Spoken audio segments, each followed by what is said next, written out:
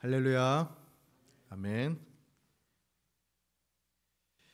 자, 우리 한 번 더 할렐루야 해야 할 것 같습니다.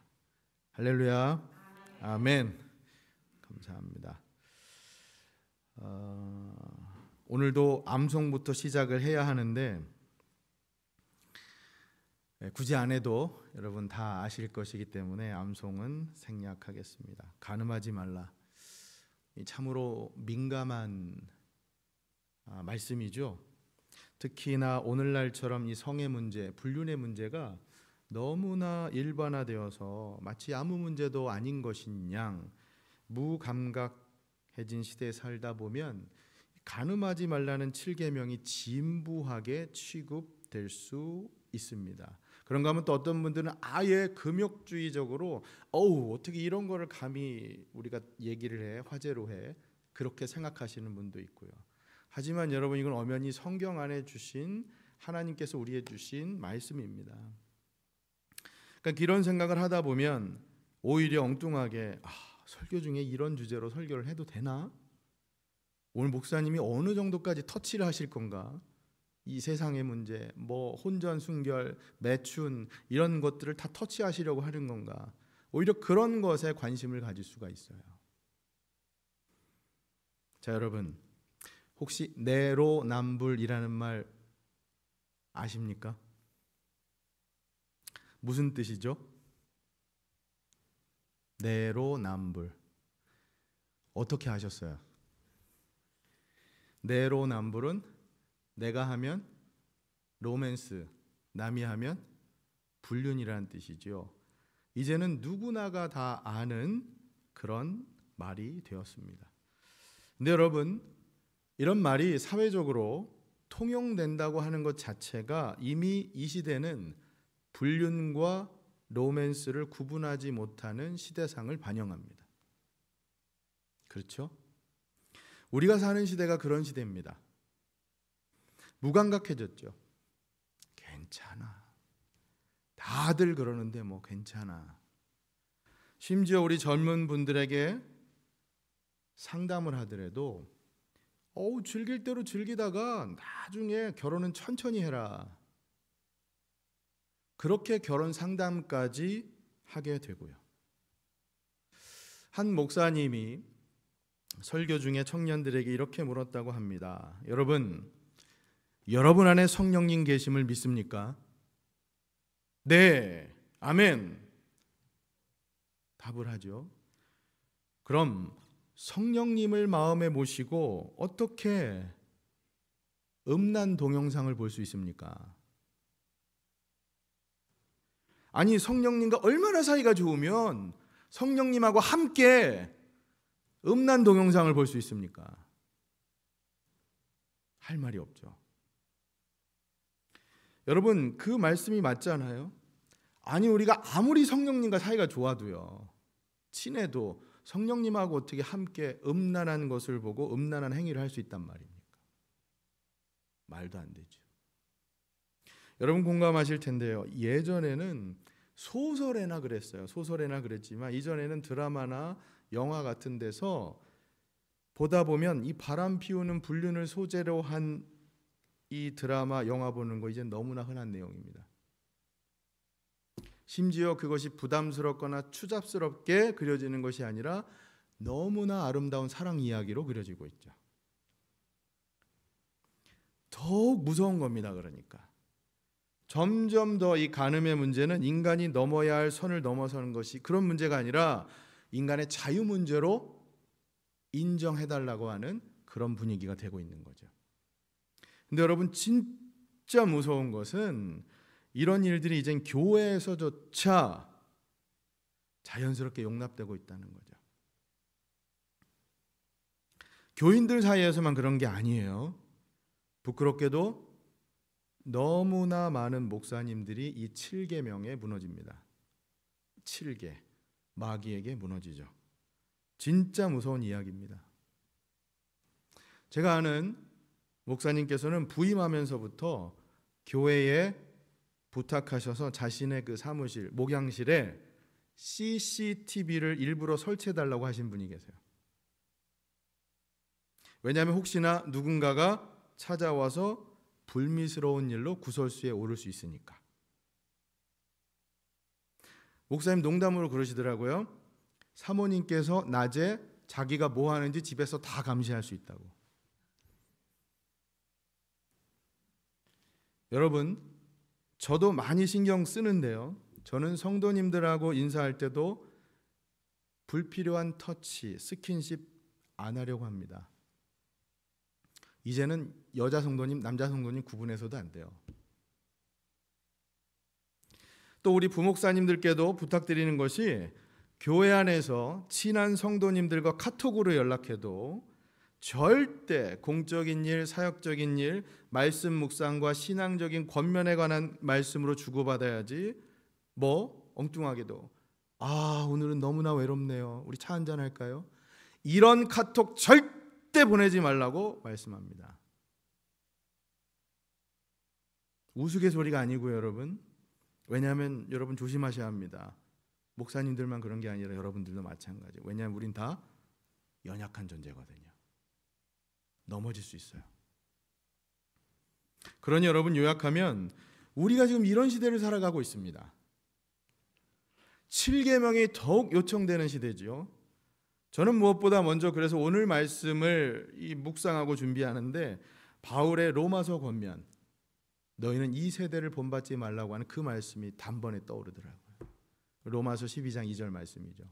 그 말씀 같이 한번 읽어볼까요? 자, 시작.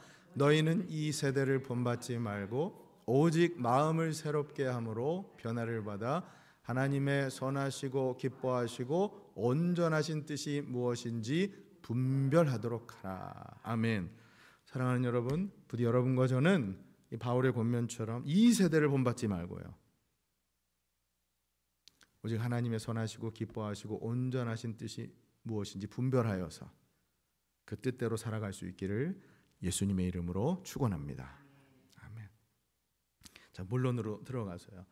오늘 본문의 7계명은 딱 한 구절에 짧아요. 간음하지 말라. 그러니까 이 계명의 의미를 살피기 위해서는 먼저 문자적으로 이 간음이 무엇이라는 것인가, 그 뜻을 좀 살필 필요가 있죠. 히브리어로 간음, 이 나와프라고 하는 말은 기혼자가 자기의 남편이나 아내 이외의 이성과 맺는 불법적인 그 성관계로 이해했습니다.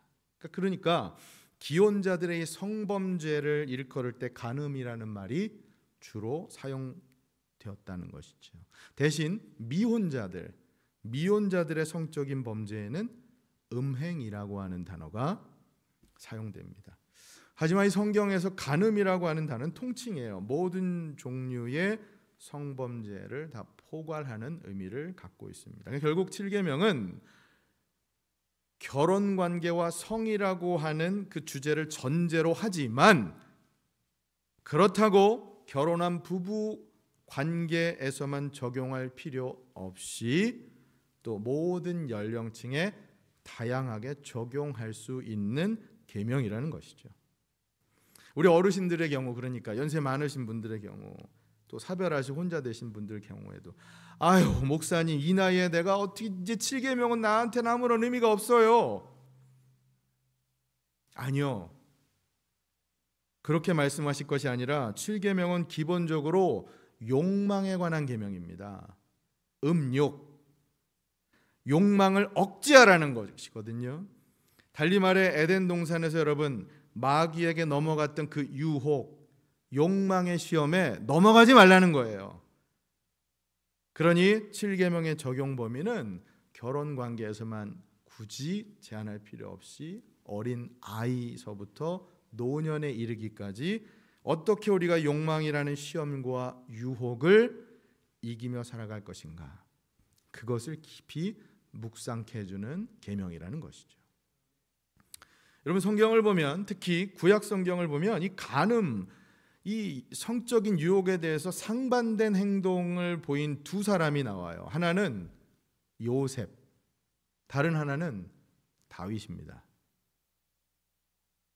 그 스토리 여러분 다 아시잖아요. 요셉은 자기 주인의 아내가 자기를 유혹해도 죄를 짓지 않습니다. 반면 다윗은 자기 부하의 아내를 범하는 끔찍한 죄를 짓습니다. 물론 그가 하나님 앞에서 곧바로 자복했다고 할 수 있지만 그 일로 인해서 다윗이 겪어야 했던 참혹한 일을 우리가 다 알고 있잖아요. 나중에 왕이 되어서도 사랑하는 아들 압살롬 반역으로 인해서 죽을까 봐 도망자 생활을 해야 했고, 그 왕위를 빼앗길까 봐 계속해서 힘든 생활을 해야 했던 그 모든 것을 우리가 잘 알고 있지 않습니까? 그러니 이 두 사람, 요셉과 다윗 두 사람의 인생 결론만 봐도 여러분, 우리가 7계명 앞에서 무엇을 어떻게 해야 할지 그 대답은 너무나 분명하죠. 사랑하는 여러분, 간음하지 말라. 부디 이 계명 앞에 여러분과 우리 모두가 떳떳하게 살아갈 수 있기를 예수님의 이름으로 축원합니다. 아멘. 우리가 그렇게 기도하는 마음으로 오늘 말씀을 좀 같이 나누면 좋겠어요. 자, 그렇다면 하나님께서는 왜 간음하지 말라고 이 금지 명령을 내리셨을까? 그게 네 가지 이유를 좀 여러분과 나누려고 합니다. 짧게. 우선 첫 번째, 개인적인 관점에서 보면요, 간음이라고 하는 것은 그 사람의 인격과 영혼을 파괴하는 행위입니다. 그렇기 때문에 하지 말라는 거예요. 자, 잠언 말씀 6장 32절 말씀을 같이 한번 읽어보겠습니다. 시작. 여인과 간음하는 자는 무지한 자라. 이것을 행하는 자는 자기의 영혼을 망하게 하며. 보세요 여러분, 간음은 그 사람 개인의 인격과 영혼을 파괴하는 행위입니다. 그러니까 하지 않는 것이 당연한 것이죠. 두 번째, 가정적인 측면에서도 간음은 가정을 파괴합니다. 그러니 하나님께서 이걸 하지 말라고 말씀하세요. 이번에는 히브리서 13장 4절 말씀 같이 읽겠습니다. 시작. 모든 사람은 결혼을 귀히 여기고 침소를 더럽히지 않게 하라. 음행하는 자들과 간음하는 자들을 하나님이 심판하시리라. 아멘. 분명히 말씀하고 계시잖아요. 그러니까 개인적인 관점, 이 가정적인 관점 두 가지만 봐도 간음하지 말라, 너무나 뚜렷하죠.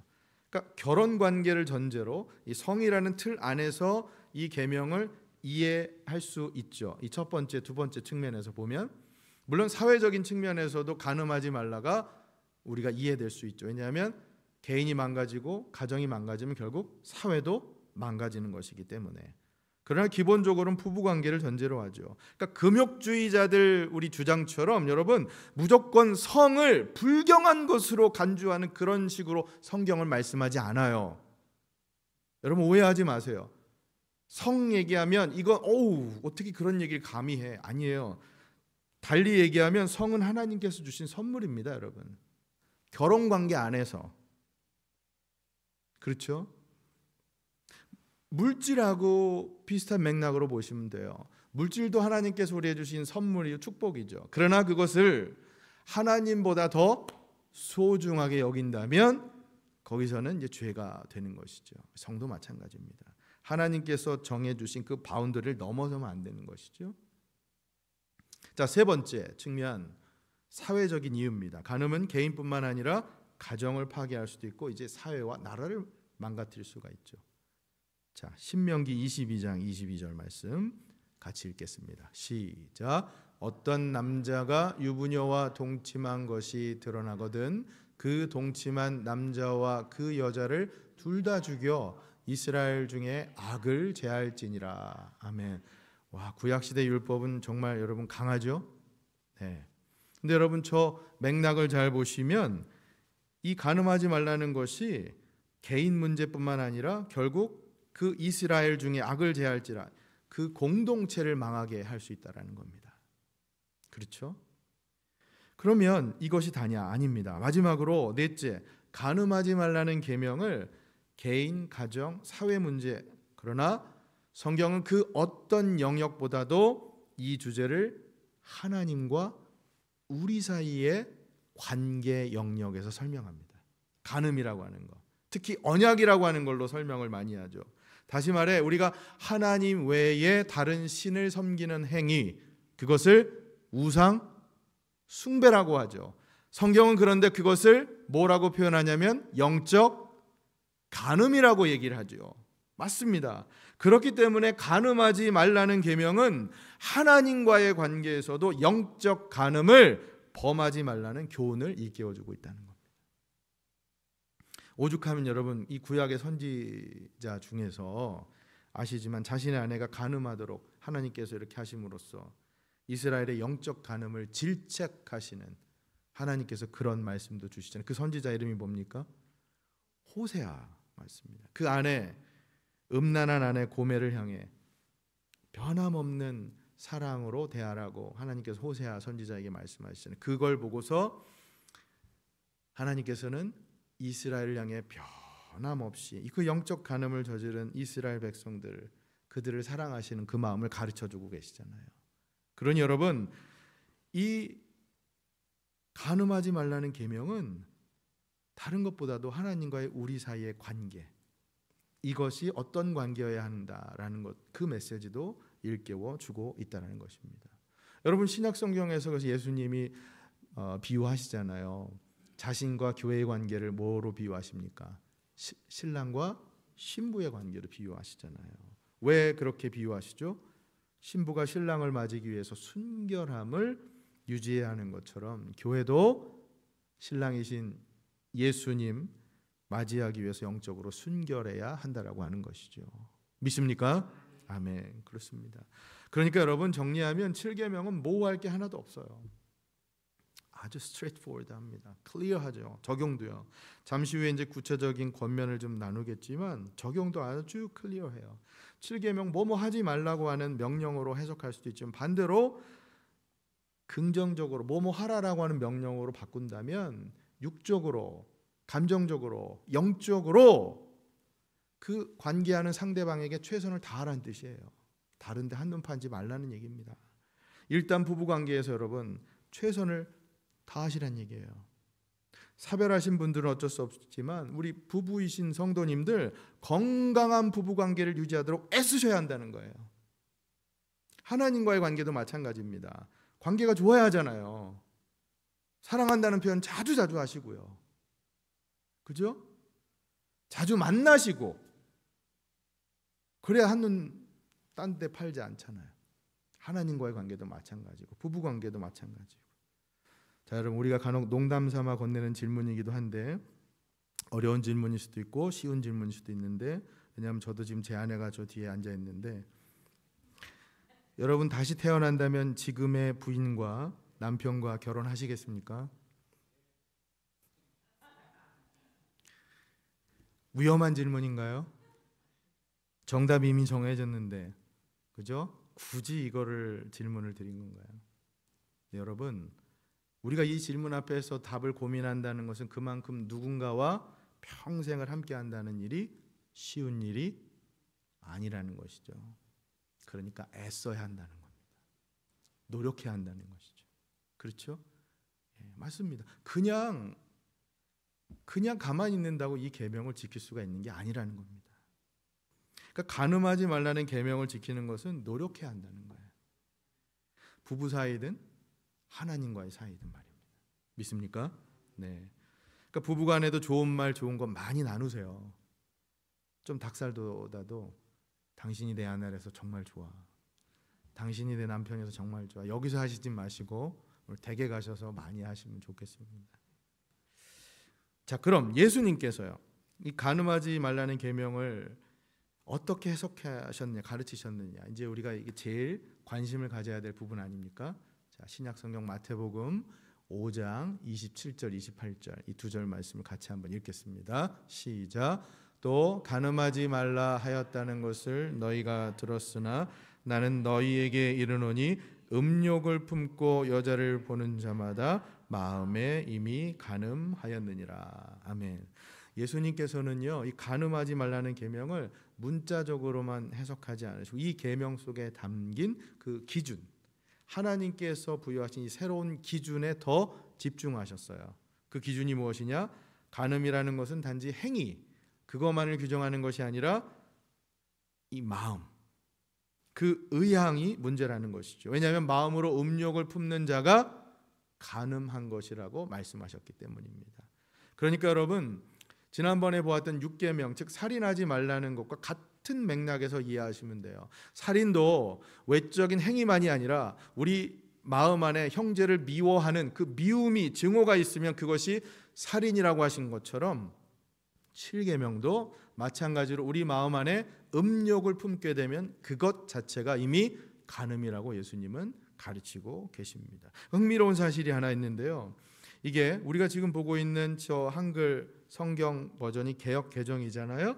그런데 저 버전을 잘 보시면 28절에 음욕을 품고 여자를 보는 자마다 마음에 이미 간음하였다 이렇게 돼 있죠. 근데 예전 버전인 개역 한글을 보면 어떻게 돼 있냐면 여자를 보고 음욕을 품는 자마다 마음에 이미 간음했다고 돼 있어요.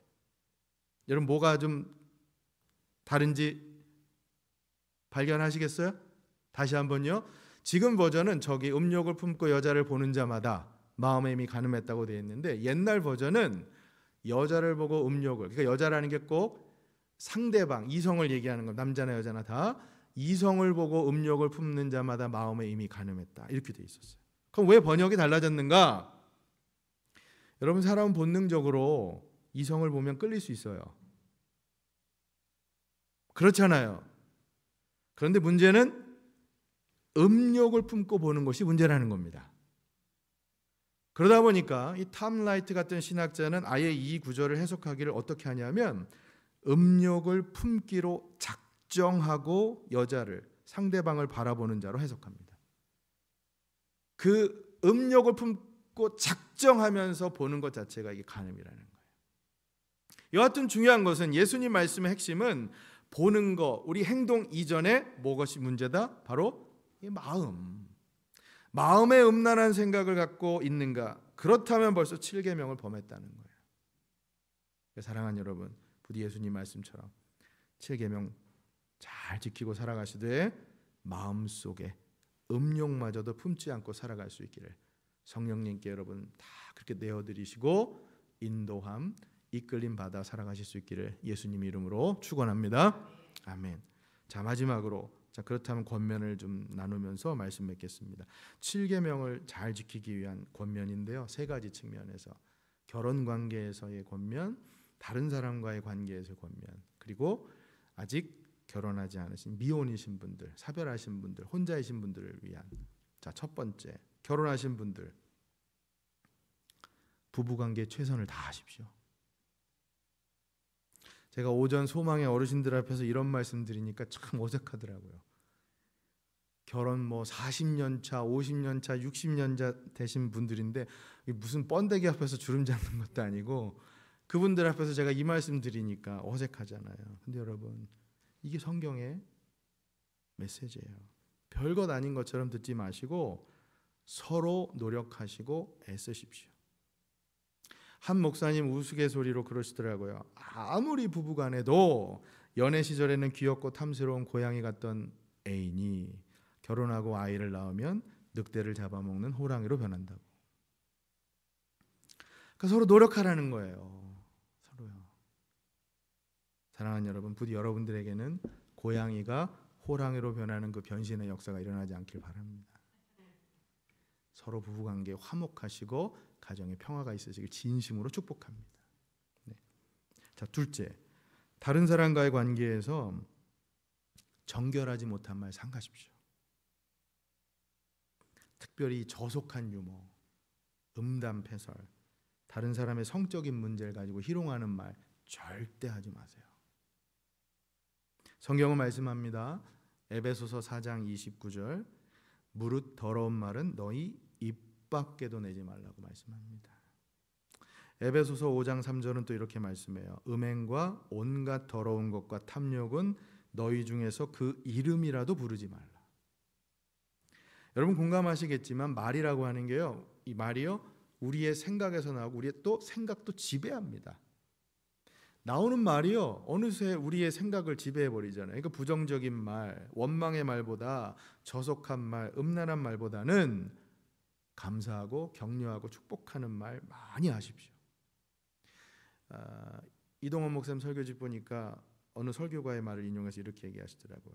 정욕의 불이 뜨거울 때마다 부디 지옥의 불을 기억하라. 뭐가 더 뜨겁겠냔 말이에요. 그죠? 여러분, 우리가 말을 할 때도 그만큼 삼가서 얘기해야 된다는 거죠. 같은 맥락에서 여러분, 음란한 거 보는 것도 금해야 합니다. 사실 요즘 같은 세상에 이 쉽게 온라인상에 이 노출되다 보니까 이게 굉장히 어려운 것이죠. 유튜브만 보다가도 이게 엉뚱한 게 막 쏟아지잖아요. 하지만 여러분, 에덴 동산을 생각해 보세요. 그때 어떤 일이 일어났냐면, 왜 이 최초의 부부가 그 열매를 따먹었습니까? 열매가 어떻게? 먹음직도 않고 보암직도 않고 탐스럽잖아요. 다른 이유가 아니었어요. 먹음직하고 보암직하고 지혜롭게 할 만큼 탐스러워서. 그러니 여러분, 음란하고 폭력적인 거 보지 마세요. 여러분, 요셉 생각해 보세요. 보디발의 아내가 계속해서 유혹하잖아요. 그러면 요셉이 취했던 방법이 뭡니까? 다른 거 아니잖아요. 36개 출행랑이었어요. 도망가는 거였어요. 피하는 거.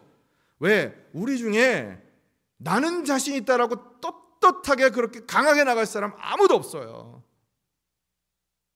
피하는 게 지혜로운 겁니다. 그죠? 음란의 유혹에 대해서 여러분, 그러니까 피하세요. 보지 마세요. 자, 마지막 셋째, 아직 미혼이신 분들, 그리고 혼자이신 분들도 마찬가지입니다. 여러분, 혼자 사는 사람도 성적 순결을 지킬 것이 요구됩니다. 예수님 말씀 기억해 보세요. 저는 우리 특별히 청년분들에게 이 말씀을 좀 강조하고도 싶은 것인데, 예수님 말씀 여러분 마음속에 품는 음욕이 간음이라고 했잖아요. 그죠? 그러니 독신이신 분들도 성적인 순결, 영적인 순결을 유지하는 것 똑같습니다. 똑같아요. 그렇죠? 요즘 같은 세대의 혼전 순결을 지켜야 합니까? 그런 얘기를 한다면 지키십시오. 여러분, 고린도전서 6장 19절에 이런 말씀 있습니다. 여러분 잘 아실 거예요. 너희 몸은 너희 가운데 계신 성령의 전인 줄을 알지 못하느냐.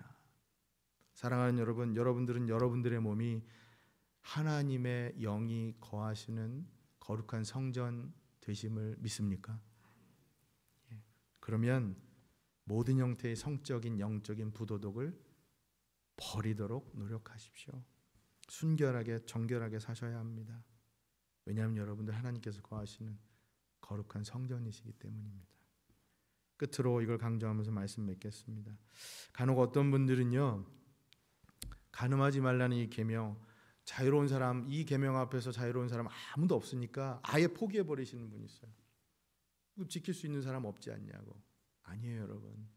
오히려 그렇기 때문에 더욱 이 계명을 지킬 수 있게 해달라고 여러분 예수님 붙드셔야 됩니다. 여러분, 오해하지는 마실 것이요, 예수님은 우리의 죄를 다 용서하시니까 예수님 붙드시란 말씀이 아니에요.